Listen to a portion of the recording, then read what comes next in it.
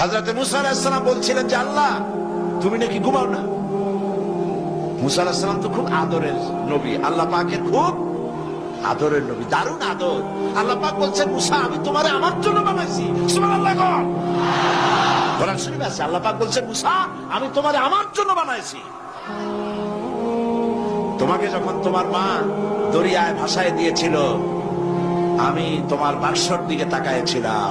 সুবহানাল্লাহ। আল্লাহ যদি বলেন আমি তাকাইছিলাম, সুবহানাল্লাহ, তোমারে আমার জন্য বানাইছি। সুতরাং হযরত মুসা আলাইহিস সালাম তিনি বলছেন আল্লাহ পাকে খুব আদরের নবী, তো আল্লাহ তুমি নাকি ঘুমাও না। আল্লাহ কয় তুমি বিশ্বাস করো না। হযরত মুসা আলাইহিস সালাম বললেন আল্লাহ অবশ্যই বিশ্বাস করি, তবে বুঝি না বিষয়টা কি, বুঝি না কেমনি না ঘুমাই পারে, বুঝি না। আল্লাহ আচ্ছা ঠিক আছে, তুমি যখন বিশ্বাস করছো তখন আর অসুবিধা